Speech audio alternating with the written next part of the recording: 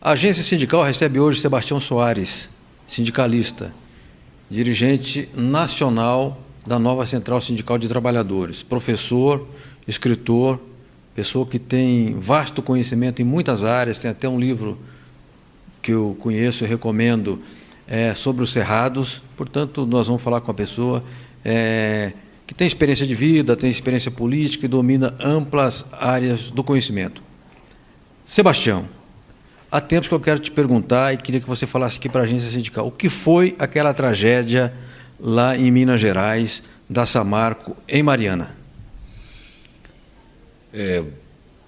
Os cumprimentos à agência sindical, Franzinho, a toda a equipe, pelo belo trabalho que faz o movimento sindical brasileiro na produção e difusão de conhecimento e informações. Com relação a Mariana, é uma questão simples, acidente de trabalho, nada mais do que isso. Um acidente de trabalho criminoso, vitimou, primeiramente, geralmente, as vítimas mais dolorosas das más relações de trabalho, que são os terceirizados. Quer dizer, os primeiros prejudicados, os primeiros a morrerem, os primeiros a serem demitidos foram os terceirizados. Então, ali não é apenas uma tragédia ambiental, um acidente ambiental, não, é um acidente de trabalho, que os patrões tinham conhecimento que o acidente poderia acontecer, sabiam que a represa tinha fissuras que aumentavam, tanto que contrataram uma empresa aqui de São Paulo para fazer um levantamento, e a empresa indicou a necessidade urgente de colocar um sistema de monitoramento. Então, esse sistema, 24 horas, ele permitiria ver o limite que a barragem aguentava. A Samarco, Vale, BH, Filiton, não colocaram. Não colocaram sequer uma campainha que pudesse acionar e as pessoas fugissem enquanto era tempo.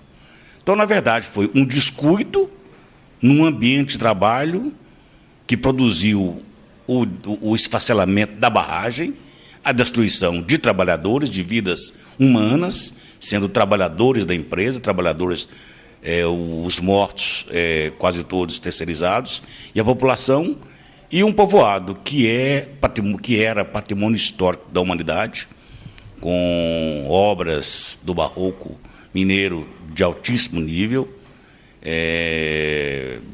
marcas da construção do período colonial, tudo isso destruído, num acidente de trabalho criminoso e irresponsável.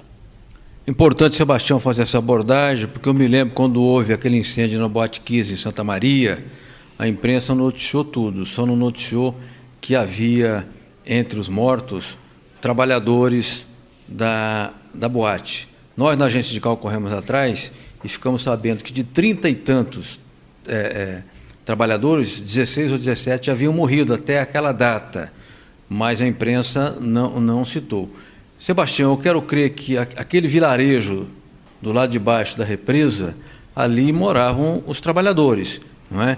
E mais abaixo, pescadores também são trabalhadores. E mais abaixo ainda, agricultores também são trabalhadores. De modo que o estrago não foi, já foi drástico, dramático, violento, não foi só para os trabalhadores ali da Samarco, foi também em toda a extensão do rio, não é isso? No caso, a vila, o povoado de Bento Rodrigues desapareceu. Quer dizer, foram 600 e tantas famílias de trabalhadores, agricultura familiar, pescadores e outras atividades artesanais, de carpintaria e várias outras atividades que desapareceram. E esse pessoal continua sem nenhuma cobertura para a continuidade das suas vidas. A terra vai ficar imprestável no mínimo por 10 anos. Então não há perspectiva de eles retornarem para suas terras. As casas, não se sabe ainda onde vai ser, quando vai ser. Há um acordo assinado aí, ou em vias de assinatura do governo com as empresas, rejeitado pelas entidades que fazem acompanhamento lá, porque, na verdade, transfere para Samarco e para Vale do Rio Doce a responsabilidade por todos os projetos de recuperação e de reconstrução, sem participação e acompanhamento nenhum da sociedade. Quer dizer, a gente sabe como isso acontece. Então, ao ao tempo em que a Samarco nega fazer um acordo para indenizar, construir as casas, repor o pessoal em novas condições de trabalho, em novas condições de vida, quer dizer, por outro lado, ela não tem problema para gastar milhões com propaganda falsa, enganosa, em rede nacional de TV. Então, o que está sendo feito lá, lamentavelmente, é um espetáculo das empresas para enganar a população, inclusive com coação sobre a população atingida, para que não fale com a imprensa, não fale com os sindicatos, não fale com as associações, porque senão eles serão prejudicados. A Samarco só vai atender quem seguir rigorosamente o que eles determinam. Sebastião, a tragédia na mídia, né, ficou mais explicitado, né, o aspecto ambiental. Agora, eu já conversei com você, você me disse outro dia, há muitas mineradoras no Brasil, há muita exploração de minas na América Latina, Peru, Bolívia e outros países aqui do Cone Sul. Eu queria saber se é possível se pensar num protocolo para as condições de trabalho e de exploração aqui em âmbito regional, não só no Brasil, mas também aqui na América do Sul. E se isso já foi discutido, se há algum encaminhamento nesse sentido. Olha, objetivamente não há. Não há nenhuma possibilidade. Embora a gente fale isso do ponto de vista da propaganda, da luta das nossas bandeiras, mas concretamente, nas condições atuais, não há. Porque a força econômica do setor de mineração, ele paralisa o governo, paralisa o Congresso Nacional, paralisa a Justiça, toda vez em que se refere em questões objetivas de melhorar as condições de extração do minério, tanto para o ambiente quanto para as pessoas. A referência desse aspecto é a luta que está no Congresso Nacional para a aprovação do marco da mineração, sendo que praticamente a maioria dos deputados que fazem parte da comissão especial que trabalha a elaboração, a aprovação de um novo marco da mineração, são todos financiados por mineradoras. O relator dizia ostensivamente nas negociações, nas rodadas que tivemos lá no Congresso Nacional, para tentar inserir alguma emenda, né, que não deixasse um marco tão favorável às empresas. Ele dizia simplesmente, isso não vai ser aceito pelas empresas. Isso não pode porque as empresas não vão aceitar. Isso não pode porque as mineradoras não vão aceitar. Então, que código é esse? É um código de mineração, é um código das mineradoras.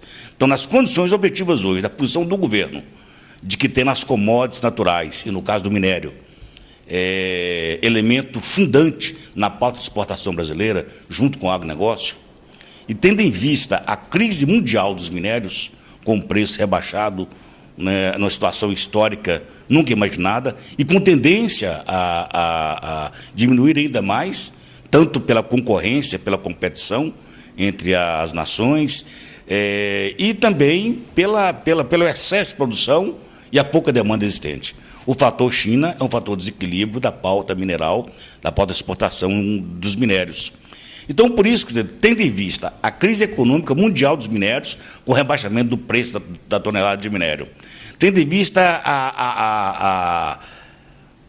o grande peso da bancada do setor de mineração no Congresso Nacional, tendo em vista a compreensão da justiça brasileira de sempre favorecer a produção, ainda que para nós, do ponto de vista de bandeiras, de necessidade, ainda que para os trabalhadores, ainda que para o ambiente, um novo marco mineral seja fundamental, mas nas condições atuais eu não vejo perspectiva disso. Sebastião Soares, diretor da Nova Central, diretor executivo da Direção Nacional da entidade, fala com a gente na agência sindical. Falou, ele é mineiro, né?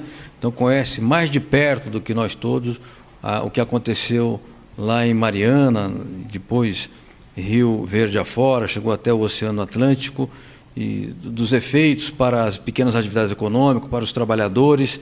Então, acho importante esse depoimento. Agora, Sebastião, aqui na agência, há muitos anos, já há vários anos, a gente vem tentando, junto ao movimento sindical, que o sindicalismo passe a encampar como uma bandeira permanente a defesa do meio ambiente, a luta ambientalista, entendendo que, e se eu estiver errado, você vai me corrigir, que a questão ambiental também tem um recorte classista, porque sempre os mais pobres são as principais vítimas. Por exemplo, vou citar o caso do saneamento básico, água limpa, esgoto tratado.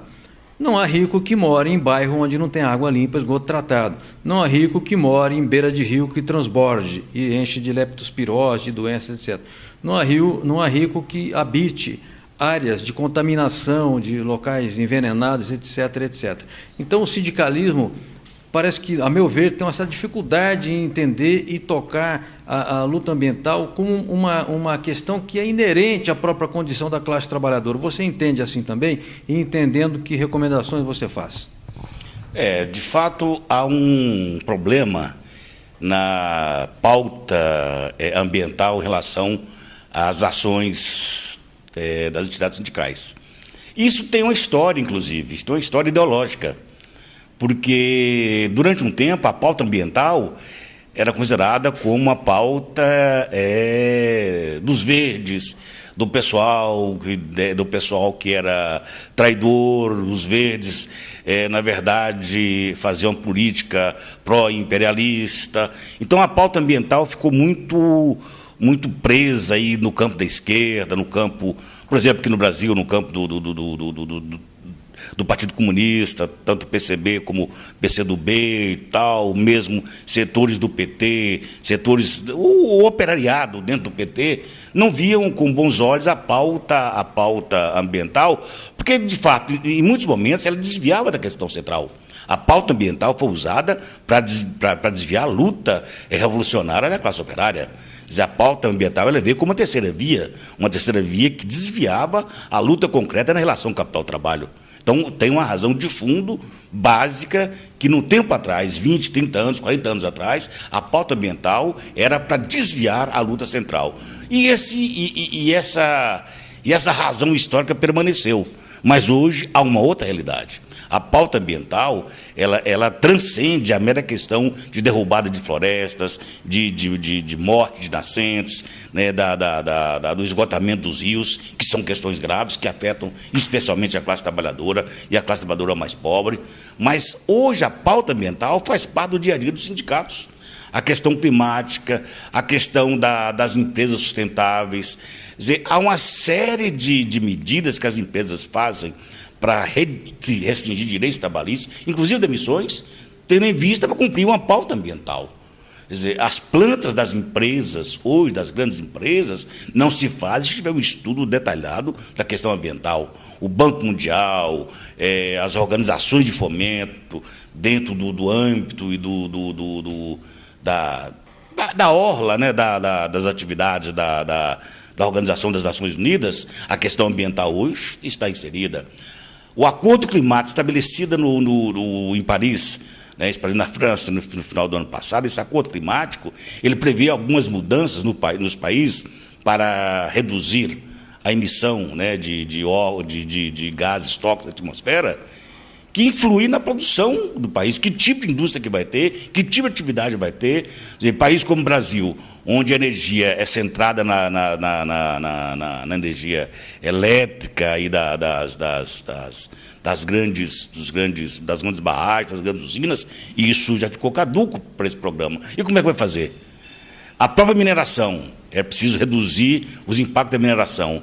Mas e os trabalhadores? E o PIB? O que significa, por exemplo, 10% a menos de dióxido de carbono? O que significa isso em termos percentual do PIB? Então, isso tem tudo a ver com o movimento fiscal. Então, mais do que nunca, a pauta ambiental, nesse momento, ela diz diretamente tanto as condições de vida de nós, trabalhadores, enquanto seres humanos, também em relação às condições de trabalho e até a questão do emprego em função de uma nova pauta ambiental.